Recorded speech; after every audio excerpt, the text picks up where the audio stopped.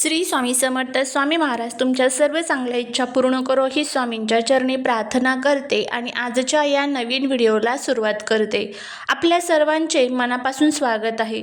चैत्र शुद्ध प्रतिपदा म्हणजेच आपला मराठमोळा सण गुढीपाडवा. हिंदू संस्कृतीनुसार या दिवसापासून नवीन वर्षाची सुरुवात होते. उन्हाची जाऊ, झाडांना फुटलेली नवी पालवी अशा चैतन्यमयी वातावरणात हा सण साजरा केला जातो.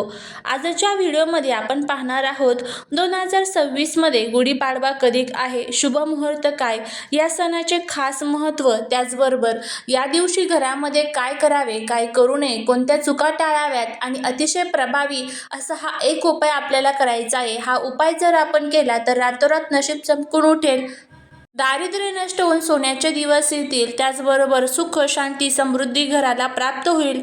तर या संदर्भात संपूर्ण माहिती मी तुम्हाला देणार आहे. त्यामुळे व्हिडिओ हा स्किप न करता शेवटपर्यंत पाहत राहा.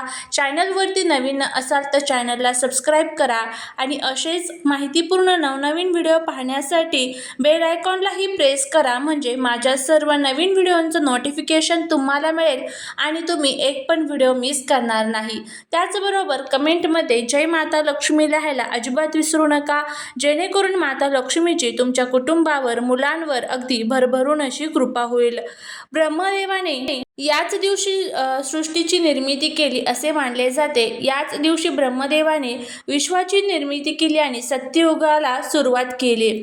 14 वर्षाचा वनवास संपून आणि रावणाचा पराभव करून प्रभू श्रीराम जेव्हा अयोध्येत परतले तेव्हा प्रजेने गुढ्या उभारून त्यांचे स्वागत केले. याच दिवशी राजा शालिवाहनाने शत्रूवर विजय मिळवला आणि याच दिवसापासून शालिवाहन शक ही नवी कालगणना सुरू झाली. हा वसंत ऋतूच्या आगमनाचा काळ असतो. निसर्गातील बदलाचे स्वागत करण्यासाठी हा सण साजरा केला जातो. गुढीपाडव्याच्या दिवशी सकाळी लवकर अभ्यंग स्नान करावे, दारी गुढी उभारली जाते. बांबूच्या काठीला नवीन वस्त्र, कडुलिंबाची डहाळी, साखरेची गाठी, फुलांचा हार घालून त्यावर तांब्याचा कलश उपडा ठेवला जातो. या दिवशी कडुलिंबाची पाने खाण्याची प्रथा आहे. गूळ, जिरे, ओवा आणि कडुलिंबाची पाने यांचे मिश्रण आरोग्यासाठी अत्यंत गुणकारी असते, जे आपल्याला येणाऱ्या उन्हाळ्यासाठी तयार करत असते. हा सण आपल्याला चैतन्याचा सण म्हणून साजरा केला जातो. या दिवशी काय करायचे असते तर सूर्योदयापूर्वी अंगाला उटणे लावून अभ्यंग स्नान करतात. त्याचबरोबर या दिवशी हा दिवस 3.5 मुहूर्तापैकी एक असल्याने नवीन वाहन, दागिने, जमीन खरेदी करणे किंवा नवीन व्यवसायांचा श्री गणेश करण्यासाठी अत्यंत उत्तम मानला जातो. घराच्या मुख्य दारासमोर सुंदर रांगोळी काढावी आणि आंब्याच्या पानांचे तोरण लावावे. यामुळे घरात नकारात्मक ऊर्जा राहत नाही आणि सकारात्मक ऊर्जा येते.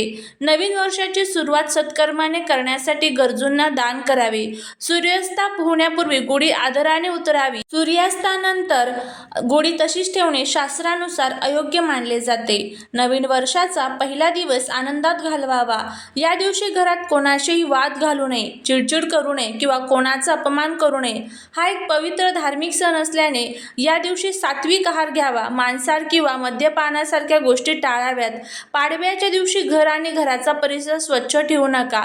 शक्यतो या दिवशी कोणालाही मोठे कर्ज देऊ नये असे मानले जाते की यामुळे वर्षभर आर्थिक ओढाताण होऊ शकते.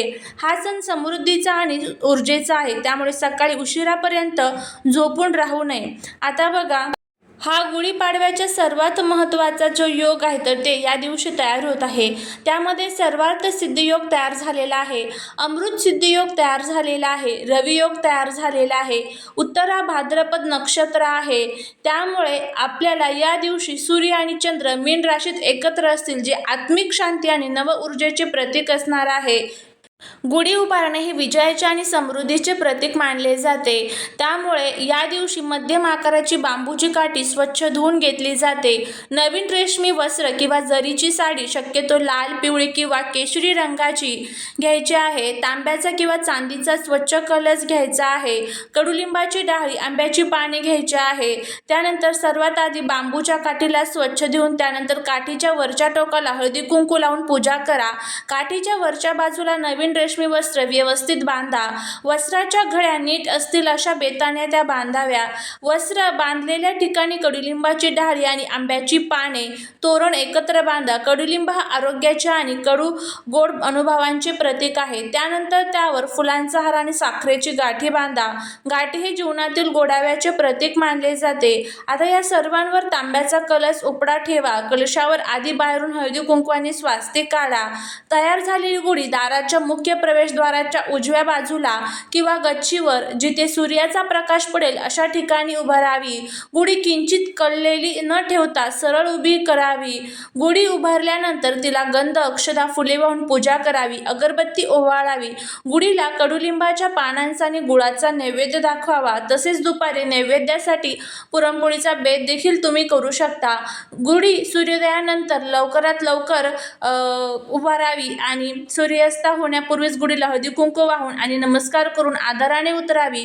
गुढी शक्यतो घराच्या प्रवेशद्वाराजवळ उंची ठिकाणी लावावी जेणेकरून ती दुरून दिसेल. गुढी उभारताना मन प्रसन्न ठेवा आणि सर्वांना नवीन वर्षांच्या शुभेच्छा द्या.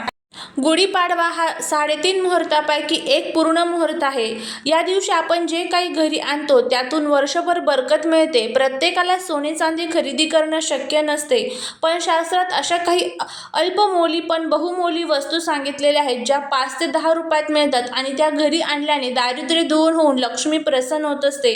धने, मीठ जे आहे तर ते आपल्या घरामध्ये खरेदी करून आणावे. जर शक्य असेल तर या दिवशी मातीची पंती किंवा मातीचे एखादं भांडं सुद्धा तुम्ही घरामध्ये खरेदी करून आणू शकता. त्यानंतर आता आपण जाणून घेणार आहोत की उद्या गुरुवार आहे, गुढीपाडवा आहे, तर उद्या गुढी उभारण्याचा किंवा गुढीची पूजा करण्याचा शुभ मुहूर्त कोणता आहे आणि कोणत्या 2 तासाच्या राहू काळात चुकूनही आपल्याला गुढी उभारायची नाही आहे, त्याचबद्दलची संपूर्ण माहिती आपण जाणून घेणार आहोत. त्यामुळे व्हिडिओ जर आवडला तर लाईक, शेअर, सबस्क्राईब करा. बघा, नवीन वर्ष आहे आणि नवीन वर्षाची जर सुरुवात आपण नवीन शुभ मुहूर्तामध्ये केली तर त्याचे चांगले फायदे आपल्याला होत असतात. त्यामुळे उद्या गुढी उभारण्याचा जो शुभ मुहूर्त असणार आहे तर तो सकाळी 7 वाजल्यापासून ते 10:30 वाजेपर्यंत असणार आहे. हा शुभ मुहूर्त असणार आहे. या शुभ मुहूर्तामध्ये जर तुम्ही गुढी उभारली तर याचा खूप चांगला फायदा तुम्हाला होईल. त्यानंतर बघा, आता राहू काळ कधी असणार आहे तर उद्याचा राहू काळ हा दुपारी 1:30 वाजल्यापासून ते 3 वाजेपर्यंत असणार आहे. त्यामुळे या काळात गुढी उभारायची नाही. आपण गुढी ही सकाळीच उभारत असतो. त्यामुळे बघा, उद्या अमावस्या असणार आहे. अमावस्या ही 7 पर्यंत असणार आहे. त्यामुळे 7 पर्यंत गुढी उभारायची नाही. 7 ते 10:30 या कालावधीमध्ये तुम्हाला गुढी उभारायची आहे. त्यानंतर जो राहू काळ सांगितलेला आहे त्या राहू काळामध्ये सुद्धा तुम्हाला गुढी उभारायची नाही आहे. तर अशा पद्धतीने आपण संपूर्ण जो शुभ मुहूर्त आहे तर तो बघून घेतलेला आहे. कधी गुढी उभारावी कधी नाही तेही बघितलेलं आहे. आता गुढी जी आहे तर ती उद्या संध्याकाळी खाली घेत असताना सूर्यास्ताच्या अगोदर ती खाली घ्यायची आहे. सूर्यास्तानंतर गुढी जो आपण ठेवतो तर त्याचे दोष आपल्याला लागतात. त्यामुळे सूर्यास्ताच्या अगोदर गुढी खाली घ्यायची. त्यानंतर जो तांब्या असतो त्या तांब्यामध्ये आपल्याला तांदूळ किंवा जे काही तुमच्याकडे धान्य असेल ते भरून आपल्याला ते धान्य जे आहे तर ते दान करायचं असतं. मग ते तुम्ही नंतर कधीही दान केलं तरीही चालू शकतं. त्या तांब्यामध्ये सूर्याच्या किरणांच्या ज्या लहरी असतात ना तर त्या तयार झालेल्या असतात आणि त्यामुळे आपल्याला त्याचा चांगला फायदा होत असतो. अशा पद्धतीने माहिती जर आवडली तर लाईक, शेअर, सबस्क्राईब करा. श्री स्वामी.